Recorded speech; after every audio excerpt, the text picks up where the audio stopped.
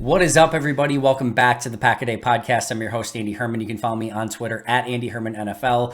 Yes, I am back. Yes, I am somehow still fighting this ridiculous 2-week-long cold, but I'm going to do my absolute best to get through this episode because it's been a hot second and I miss talking to you guys and I freaking want to talk some Green Bay Packers. So I'm going to get through this and I'm going to talk some freaking Green Bay Packers.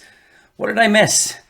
All right, just the Packers crapping the bed again when they desperately needed a win to keep their season alive and just adding on to this ridiculously disappointing season. It is not quite Festivus yet, but I have some grievances to air and I have a platform, so I'm going to air them because this has been more than a frustrating season. This has been more than a disappointing season. This has been a borderline disastrous season. This has been a culture-changing, franchise-altering season for the Green Bay Packers in all of the worst ways possible.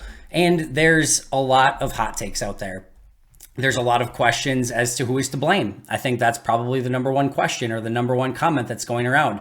Clearly, it's Brian Gutekunst. Clearly, it's Joe Barry. It's Aaron Rodgers. It's Matt LaFleur. It's the coaching staff. It's the front office. It's the players. There's been a lot of questions, a lot of finger pointing, and I've mentioned this a little bit already, but I'm going to go into it in detail today. It is everything, and it is everyone. And there is nobody, almost nobody, without blame in some capacity this season. There are a couple players who I would say are maybe exceeding expectations a little bit that I'll get into later. But there are very, very, very precious few people in the organization as a whole at 1265 that are not to blame. Wes Hodkiewicz is, I think, the only person that is not to blame for the Packers season so far. And what I would say is that this is a tremendous season of lost opportunity for just about everyone. This is a legacy-changing season for Aaron Rodgers in some capacity. This had the ability to be one of his, not crowning moments, but this had the opportunity to add to his legacy. And for those who had said in the past couple seasons that one of the main reasons that Aaron Rodgers was playing at an MVP level was because of Davante Adams, this was his opportunity to go out and say, oh, you think it was just Davante? Let me show you. This is a legacy-changing season for Matt LaFleur. 13 wins. Didn't turn out in the playoffs, but how can you not recognize how successful of a coach he was? This was his opportunity to maybe not only have a nice regular season, but finally pick up some regular season wins, maybe make it to a Super Bowl. Now that is completely changed. Brian Gutekunst got some house money to play with when he took over from Ted Thompson, had a lot of cash at his disposal to go out and spend some early draft picks. That's the easy part. Now you went out and you spent that money, you cashed those checks, you used those draft picks. Now you're picking later in the draft. You don't have the money to spend. Now what can you do? Can you go out and build a team that needs to be actually built? When the going gets tough, can you go find the players that this team needs to get over the top? This was an opportunity for young players that were thrust into very important positions early in their careers. This was an opportunity for Adam Stenavich as the new offensive coordinator, for Joe Barry, who was miserable in his stint as defensive coordinator in his past jobs and had the opportunity to come in with a ton of talent, with a team that had Super Bowl aspirations in Green Bay, and to say, hey, you know what? Those were just bad teams. I was actually just a good coordinator, but had bad players. Now you had good players, and you're still a bad coordinator. This was a legacy-changing moment for Joe Barry. Players returning from injury had a huge opportunity. Veterans that were looking for a ring had a huge opportunity. There is lost opportunity everywhere on this team. And I'll say it once more, everyone is to blame. And I'm going to go through laundry list one by one and go through why there is blame to go around throughout this organization. Number one, and these are not in order. I don't care who you want to put in first. Ultimately, it doesn't matter. I don't care if you want to blame LaFleur the most, Rodgers the most, Gutekunst the most. It doesn't matter because there is so much blame to go around. And there is so much that is broken right now within this organization that is extremely frustrating. It is extremely disappointing, and it's worthwhile to be called out. Let's start with Brian Gutekunst because when you're general manager, you have a lot of power. You have a lot of say. Ultimately, you're in charge of player acquisition and the talent on the team. And while I don't think that there is an overall dearth of talent on this roster as a whole, I do think there are issues with the talent. I do think there are issues with matching the talent to the scheme that this coaching staff wants to run. And I do think there's a disconnect there. But I think there's multiple issues here from a front office standpoint. One, it is very, very clear, and I'm going to go into this in a much greater detail in a future episode, so I'm not going to go into it too deep here because I want to talk about everything here. But Brian Gutekunst did an awful job of having his cake and wanting to have his cake and eat it too. He wanted both the ability to win a Super Bowl with Aaron Rodgers and start preparing the next window by going and getting a quarterback with Jordan Love. But it wasn't just that decision. He ultimately never figured out, and this has been an issue with Ted Thompson, this has been an issue with Brian Gutekunst, and it's been an issue really for a couple decades now, is they never really figured out when they wanted to win, when they wanted to go all in. There was never the moment that they hit the all-in button completely. There are times, certainly last year, that it was pretty close, but they still had future draft assets to use. They had draft assets last year that they could have used to acquire talent rather than going out and spending draft picks on players that were probably going to help in future seasons. Drafting Jordan Love when they had Aaron Rodgers playing, still at quarterback and having really no immediate plans to move on from him. They had drafting A.J. Dillon when you had Aaron Jones entrenched as your number one running back, preparing for that next running back already.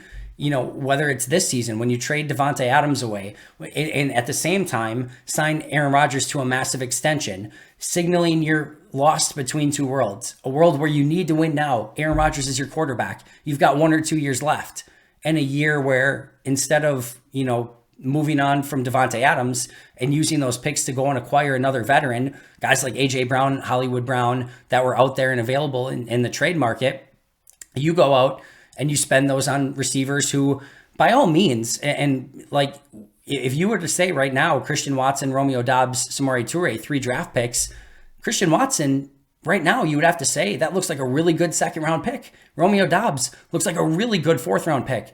Samori Toure, for a 7th round pick wide receiver, looks better than a normal 7th rounder, much less wide receiver. It actually looks like he potentially hit on all 3 of those, but the ROI that you're going to get from that is in 2023, 24, 25, and potentially beyond. It's not in 2022 when you needed to win right now.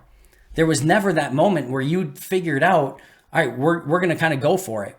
And then even compounding it a bit by like you deciding this year was the year you were going to try to go get Chase Claypool with a 2nd round pick after you'd already spent all those draft picks on receivers.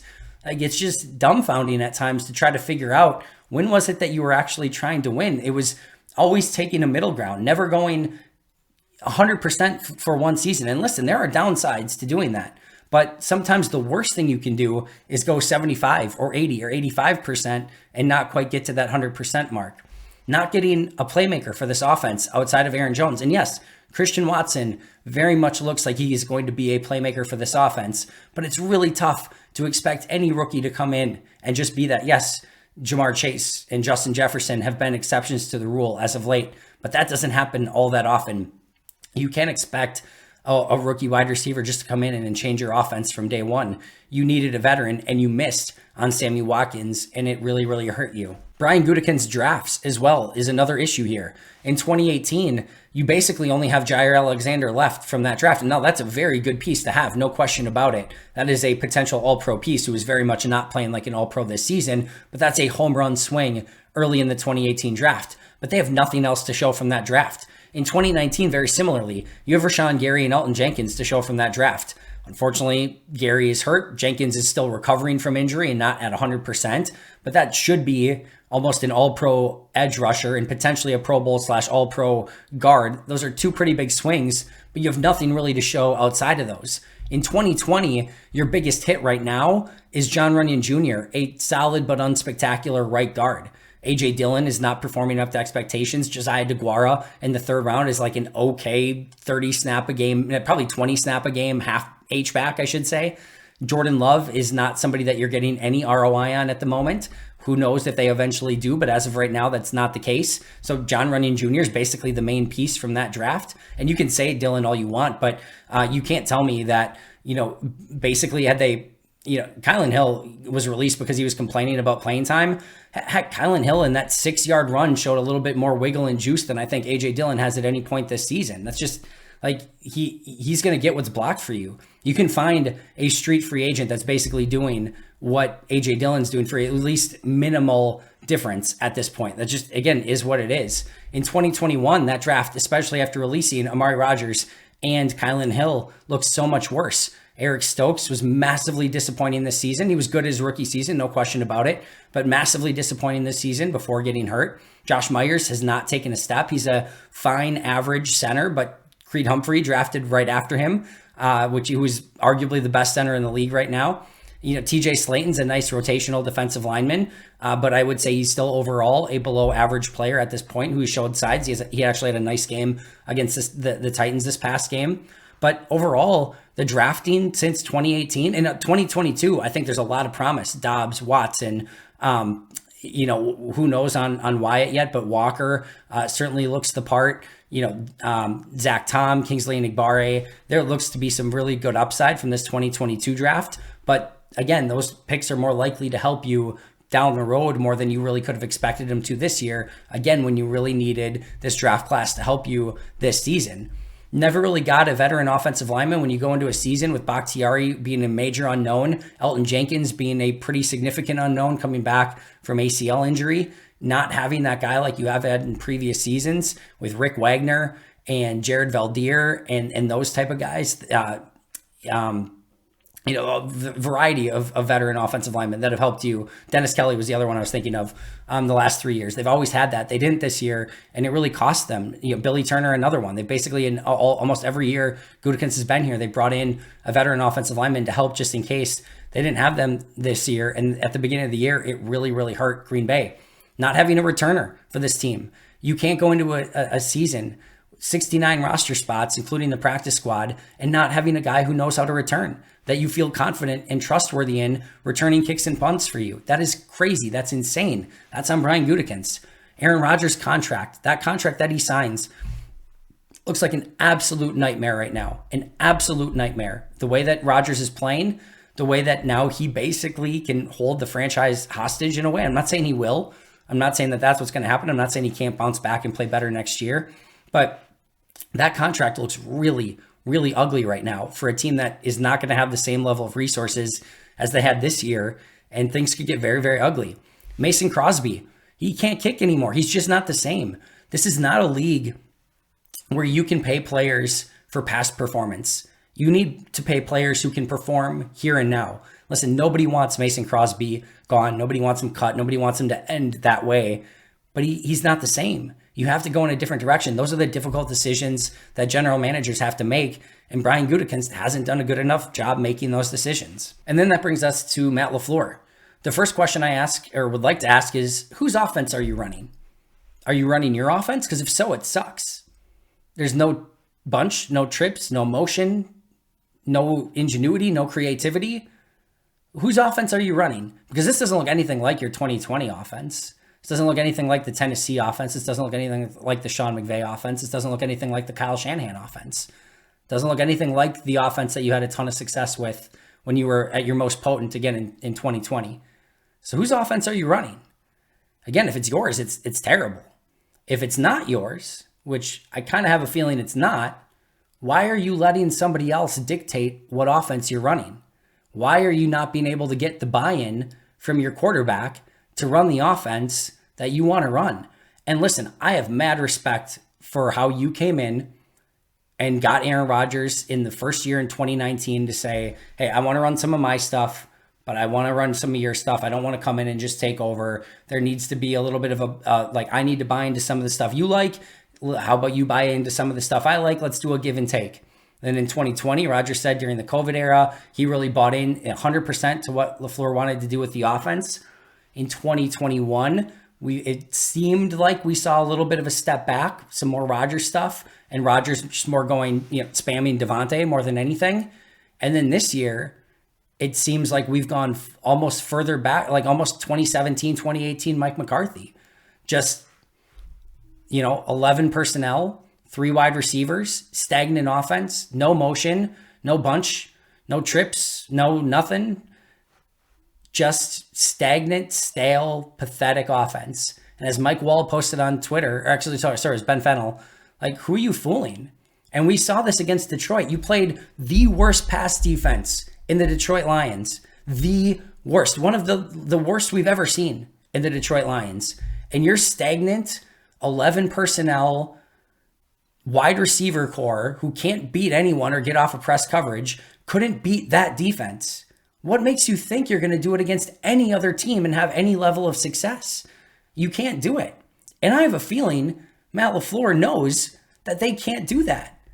But that's what the quarterback wants. That's not okay. This is Matt LaFleur's team. He has to lead. He has to coach. And there was a point in time where, like I said, compromising with Rodgers was a really important thing. That time's over. This offense that Rodgers wants to run, this very stagnant, very stale offense where Rodgers can sit in shotgun and have his eyes on everything down the field, it doesn't work. It hasn't worked. It hasn't worked in a very long time. And you were brought in to run your offense, to make things easy on the quarterback. And it has been anything but easy on the quarterback. So whose offense is it? Because again, if it's yours, it's terrible and you need to change it. And if it's not, then it needs to get back to your offense because your offense was great. It used to be really fun to watch and it hasn't been. And that's massively disappointing. Next, Matt LaFleur. Can we fix any known problems that have been existent over a year now? How about any of the special teams problems that have manifested themselves through your entire reign as head coach? Can we clean up any of those? Can we get cleaned up any of the communication breakdowns in the secondary that have been happening since the Demarius Randall, Quentin Rollins era and seemingly have never stopped? Can we run a successful twist or stunt up front with the defensive line? If I see two more defensive linemen crash into each other and basically block themselves, I am going to lose my mind. Can we please run a successful stunt defensively? Can you have receivers who are running the right routes at the right depth, at the right time, at the right moment, when they're supposed to be, where they're supposed to be, and not having major issues so that Rodgers doesn't feel comfortable throwing the ball because the wide receiver didn't run it at the exact 87.4 degree angle that he was expecting it to? Can we quit it with the mental errors that have plagued this team the entirety of the season on all three phases of football, offense, defense, and special teams? Can we fix your inability to open the season where we saw for now multiple years where your team is not ready to play week one going into the season? Can you fix the road trip issues where you go on long trips to the West Coast or to London and your team can't perform in those games? Can we fix the issues of like every 3 games where you're like, yeah, we didn't get Aaron Jones the ball enough. We probably should have done that more. That's on me. Yeah, it was, and it is, and it continues to be. Get your biggest playmaker the ball. This is not rocket science. The offense runs through Aaron, not 12, 33. Get him the football. It is not difficult. The teams that are running the football this year are having success. Get him the ball, feed him the ball, and if you fail, so be it. But at least get your best playmaker the ball in his hands. Can you feel the team that can actually respond to adversity? That's on coaching and leadership. I know you want to be a player-led team, but this, if the players aren't doing that, then it has to be a coaches-led team. Or you just have no leadership, and that's the worst thing of all. Can you find a way to play complementary football? Because the football that we've seen out of the Green Bay Packers, specifically this season, has been the most uncomplimentary football that I have ever seen. When the offense needs the defense lays an egg. When the defense needs the offense can't do crap and it's a 3 and out. The special teams we know suck. So they're not complimenting anyone at any time ever. I mean, even when the special teams does, in a rare 1 in a million scenario, block a punt and get you good field position, your offense does nothing with it. Like, can you find a way to play semi-decent complementary football? Can you lead a team that, within that mindset of playing complementary football, can play some ball control offense and allow your defense to do the heavy lifting, which was the formula that should have been used, which we saw work against the Cowboys? Not perfectly, because certainly Rashawn Gary going out and some of the injury issues there were some problems there, but that was the formula. Ball control offense, let your defense make some plays, make the entire Cowboys offense go the length of the field. That should have been the formula from week 1. It wasn't, and it took way too long for you to figure it out. And then against Tennessee, you lose the formula all over again. And then from an offensive standpoint, you're the leader of this offense.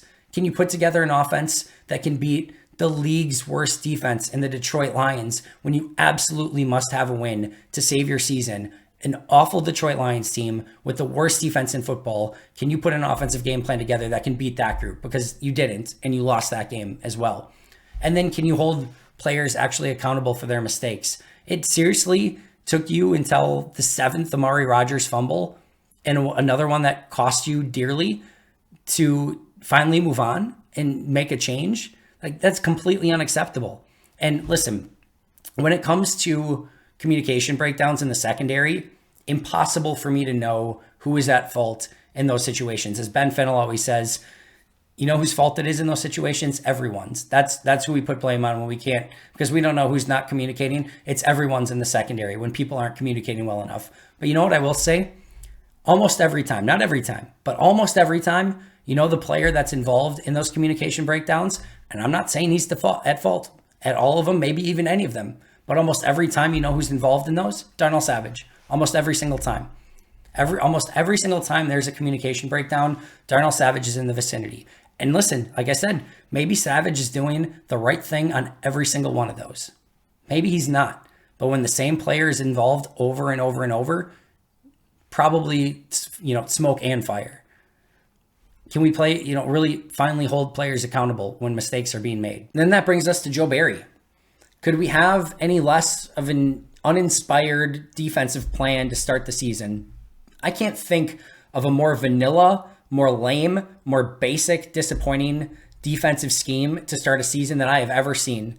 No blitzing, off coverage, zone, Rasul Douglas in the slot, Jair Alexander on the outside, not mixing and matching, not putting Jair Alexander in a position to be successful against Justin Jefferson.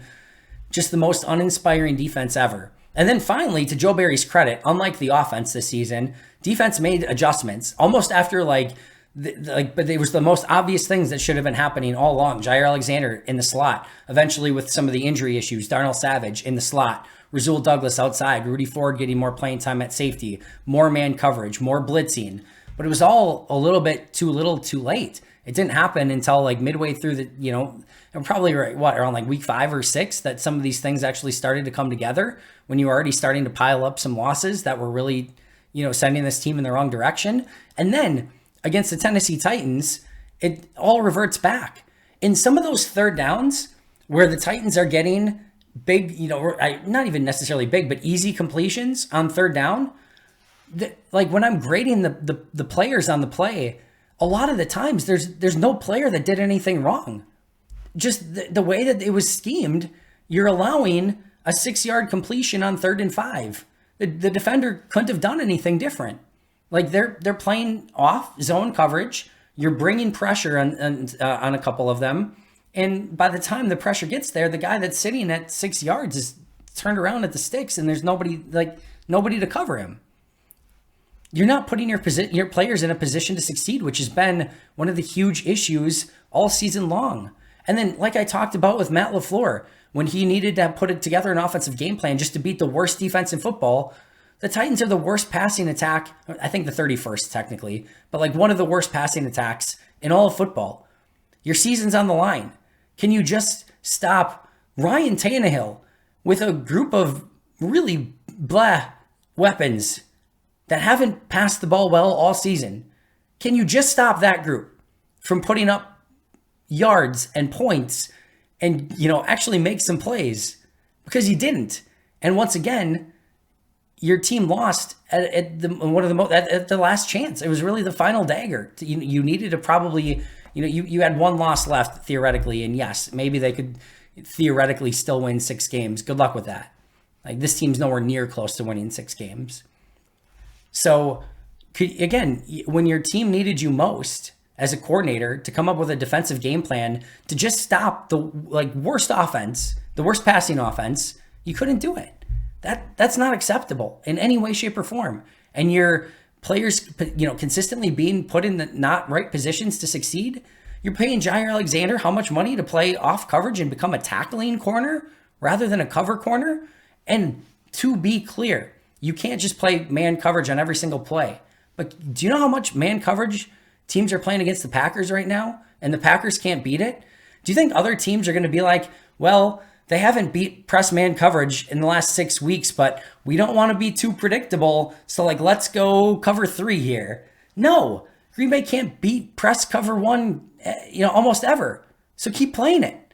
Like, make the other team prove to you that they can stop you and put your players in positions to succeed. Yeah, change it up every once in a while. But if you put the players in a position to succeed that they're more confident in, more often than not, they're going to come through for you. Joe Barry didn't do that this season. How about Rich Bisaccia? What does his special teams do better exactly than the abysmal nightmare that we saw the last 2 seasons? There was another blocked kick this past week, and it's like number 40 on the list of things to be worried about from the past game. So whatever. And in fact, the special teams error this week only cost the Packers a point. So tip of the cap, that's actually an improvement. They still can't block kicks. They still can't block punts. The coverage teams are still shaky. They can't return kicks. They can't return punts. Keyshawn Nixon had a couple, actually a nice return. So kudos on that. The special teams know better. You're the highest paid special teams coordinator in football. You actually got guys like Keyshawn Nixon and McDuffie, who's a nice special teams player, Rudy Ford, Dallin Levitt, Jonathan Abram. Then you got your special teams assistants. You're making the most special teams money in football. You got your guys that you wanted. Levitt, Jonathan Abram, Rudy Ford, I guaranteed was signed for you. Go out and do something with it. And it's awful. This team, and this is part Gutekunst as well, still doesn't have a capable long snapper, still doesn't have a capable punter, doesn't have a capable kicker. So Bisaccia isn't all to blame here, but Bisaccia was also still fighting for Amari Rodgers after he was fumbling on numerous occasions. What has Rich Bisaccia brought to this team? You're still muffing punts, you're still fumbling punts. Nothing's changed. Despite all the investments into both the coaching staff and the players on special teams, this special team still sucks. How about Aaron Rodgers? Yeah, he's to blame too. Can we actually go through a progression on offense? Listen, I get Rodgers' thumb is messed up. I get earlier in the year, the offensive line couldn't pass protect. They have been the last few weeks. I get it hasn't been the weapons that he really needs on offense, but there are times, and Kurt Warner did a great job of detailing one this week, where he's just not even going through his progressions. There are times when he's got layups, guys wide open, where he's either not seeing them, or he's not throwing to them, or he's missing them, as we saw this past week. Does the thumb play a part? Probably, but Matt LaFleur wasn't letting him off the hook this past week. He said going back to the Cowboys game was the best game he played with the thumb injury. And, in this game, we saw some gorgeous passes with the thumb injury. And he missed some layups, and Rodgers said the same thing. He missed some throws. He threw some wobblers. Can you lead the team? And what I'll add to this is, can you lead your team in unideal conditions? It's easy to lead from the front when everything's going your way, when you're winning 13 games per season, when the offense is scoring points, when you're putting up points, when you've got the Devontae Adams on the outside. And I'm not saying Aaron Rodgers has always had phenomenal conditions. In the run the table season, he put the team on his back and got them to an NFC championship out of nowhere. So this is not a critique of Aaron Rodgers throughout his career. But I'll say specifically this year, yeah, it's not ideal conditions. And I'm sure he would love to have better receivers, better offensive linemen. But this is what you're paid for, is to get this team through the muck and the garbage and the trash, and to make them somewhat respectable even when things are not ideal. That's what the greats do. That's what the really great players do. When they don't have ideal conditions, they're still making everything amazing around them. And again, there were times in Rodgers' career where he certainly did that. Run the table was a great example of that. But this year, he is not led by example, and he has not led this team in unideal conditions and earned the contract that he's getting paid. He is not being paid to be great in great conditions. He's getting paid to be great basically no matter what, and to elevate this team, and especially on offense, to a level that probably only Aaron Rodgers theoretically could get them to, right? That an MVP could get them to. Yeah, without Aaron Rodgers, this offense completely blows. That just is what it is. They don't have enough weapons. They don't have enough guys that can do stuff after the catch. Without an MVP caliber quarterback, this offense isn't that great. But you're paying Aaron Rodgers to be the leader, the MVP, the guy that can make Allen Lazard's better than what an Allen Lazard actually is. Make some of these rookies better than what they actually are. And Aaron Rodgers has not done that. He has not led this team by example, and he has not led and functioned in unideal conditions. He has not ripped the ball when he's seen receivers and receivers have been open this season. He has not made the correct RPO reads post-snap. He is predetermining where he is going with RPOs before the snap is made. And then it doesn't even, there are times on multiple occasions where, if he just does the pass on the RPO, the pass is open. Or if he, reads the defender and the defender's going outside and he hands off the ball, as we've seen on some of those red zone and end zone plays that have not gone well, that if he reads it correctly post-snap, there are easy plays to be had there. But he's reading it pre-snap, which you can't do with an RPO. He doesn't trust it. And then can you run an offense that Matt LaFleur wants you to run that has brought Jared Goff to a Super Bowl, that has made quarterbacks like Jimmy Garoppolo and quarterbacks with severely, extreme less talent, super successful, Kirk Cousins? Can you go out and run this offense that has proven successful in the NFL rather than this stagnant, stale, basic offense that every defense is having no issues with whatsoever? Let your coach. Let your coach, your offensive-minded coach, run the scheme that he wants to run. Your stuff's not working. It hasn't been working. Do the other stuff. Do the stuff that worked in 2020, even when Davante Adams wasn't in the lineup, because this is not working and you need to be better. It's as simple as that. Jerry Gray, can we get the defensive backs to communicate once? And I know Matt LaFleur said this week that the right communications have been given to the defensive backs and they have to do it. But that's on your defensive backs coach. He's got to get those guys on the same page. They haven't been on the same page since week 1 when they were screwing everything up against Justin Jefferson and the Vikings. Now, week 11, Tennessee Titans, it's even worse. How did it get worse? It was awful in week 1 and it's worse in week 11. The amount of coverage breakdowns this week was astounding, was frightening. Can Jerry Gray get those guys actually on the same page? How about the coaches in general? Can we get 1 or 2 players to actually play at or above the level that they should be playing at? I would argue Josh Nijman, Rudy Ford, and a couple of the rookies are actually playing above expectations. And even at to above expectations. I don't think anyone else is. Literally anyone. You can say Aaron Jones, he's had multiple fumbles. The Tampa Bay fumble against the Cowboys that easily could have lost them the game. Fumble this week that was recovered but could have been costly as well. I wouldn't even necessarily say Aaron Jones. I would say, like I said, Rudy Ford, Josh Nijman, maybe a couple of the rookies. Enigbari probably had a schedule. Dobbs, we're starting to see signs from Watson now. That's it. Nobody else is playing above expectations. How about the players who got paid this offseason? Jair Alexander, highest paid corner, disappointing season. Darnell Savage, 5th-year option, guaranteed money, picked up. Looked terrible. Rasul Douglas, not terrible, but nowhere near the level he was playing at a year ago. Still mostly fine, especially when he's been on the outside. But again, not as good as he was last season. Devondre Campbell, before getting hurt, nowhere near the player he was a season ago. The guys that got big contracts have not lived up to those big contracts. How about some of the guys who desperately needed and got second chances? Sammy Watkins, you shouldn't have gotten, this is your 3rd or 4th chance. Shouldn't have gotten it. Got it anyway, and you completely have done absolutely nothing with it. Mason Crosby, last year probably should have been your swan song. Probably shouldn't have been able to come back from that. Can you improve on it this year? And I know he's been hurt as well. And I know bashing Crosby in any way, shape, or form is controversial. I love Mason Crosby. I said I didn't want to see him to go out this way. He got another chance, has not made the most of it. Pat O'Donnell had a pretty floundering career with the Chicago Bears. Gets a chance this year with the Packers. Looked promising from the start. Has looked really, really iffy and frankly bad ever since then over the course of the last probably month or more.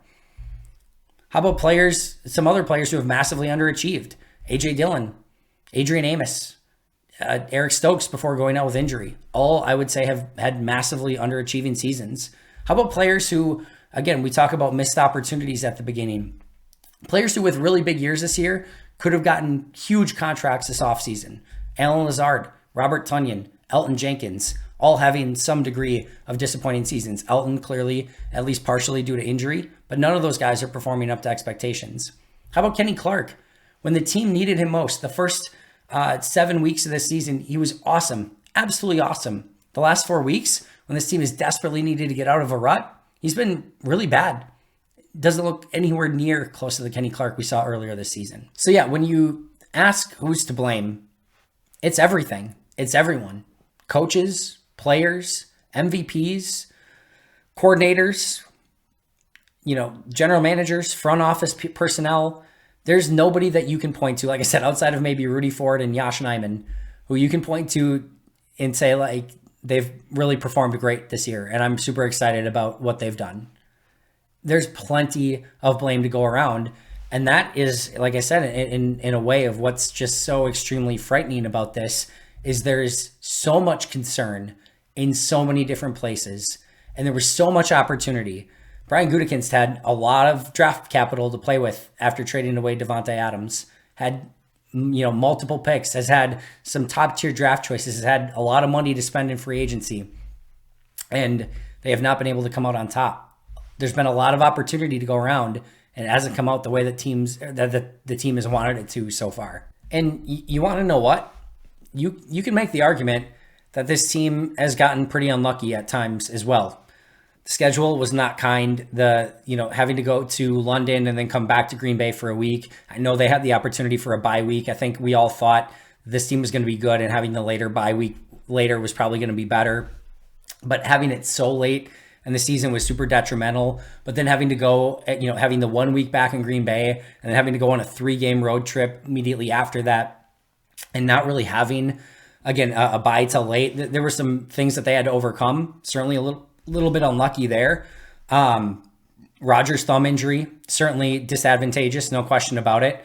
Davante Adams basically demanding a trade. You're probably your best player, let's be real. Demanding a trade out of Green Bay, not ideal in any way, shape, or form. David Bakhtiari, Elton Jenkins, Rashawn Gary, tearing ACLs in back-to-back-to-back seasons. Robert Tonyan tearing an ACL. Imagine this year what this team looks like if you had 100% healthy Elton Jenkins, David Bakhtiari, Rashawn Gary, and Robert Tonyan, that they never suffered injuries and were the same players that they were prior to injury. Imagine what this team looks like if those players were all themselves all throughout the season. And again, every team deals with injuries, but certainly a very unlucky to have players the caliber of those players go out with ACL injuries in consecutive back-to-back-to-back seasons.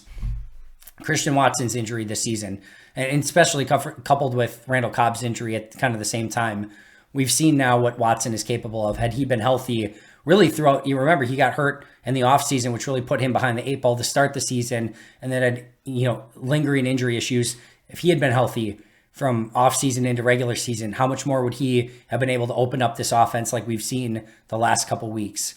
But this team has responded horribly to that adversity and to that bad luck in every possible way. And for the first time, a week ago, Amari Rodgers and Kylan Hill were the first casualties of this extremely disappointing, frustrating, disastrous 2022 campaign. There will be many more that come from this. And I don't cheer for players or coaches or personnel people to lose their jobs. But as Matt LaFleur said, this is a production-based business. And this season that has been as brutal as it has been will have consequences in this offseason and beyond. And as I've said before, it's probably going to have to get a lot worse before it starts to get better. There is so much concern here that we've detailed today that needs to get corrected. And I know there's only 6 games left, and I know people want to talk about draft position or maybe even have the faint false hope that they could go 6-0 and get into the playoffs. This 6 weeks is an opportunity to start hopefully correcting some of these things. And as Matt LaFleur said, everyone is fighting for a job right now. And yes, I think Brian Gutekunst, Matt LaFleur, probably safe. Just about everyone else, other than some, obvious rookies, Rashawn Gary, Jair Alexander just signed a new contract, some of those sort of things. Everyone else is fighting for their job in Green Bay. And that's what this next 6 weeks is going to be. And listen, you want to talk about draft position? That's great. I would love to have a top 3 pick too. If this team's going to suck, you might as well suck. If it's going to be a nightmare season, might as well be a nightmare season with a top 5 pick attached to it. I understand that. I get that.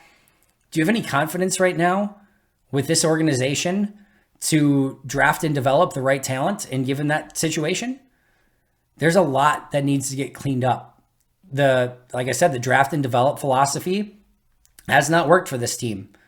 Their philosophy and how they've graded and targeted players overall hasn't worked the way that they needed it to. And this is an organization that has broken pieces and broken parts, and it's more important right now to spend the time trying to fix some of those things, trying to get some of those players right, and trying to learn how to win again than it is just having an early draft pick.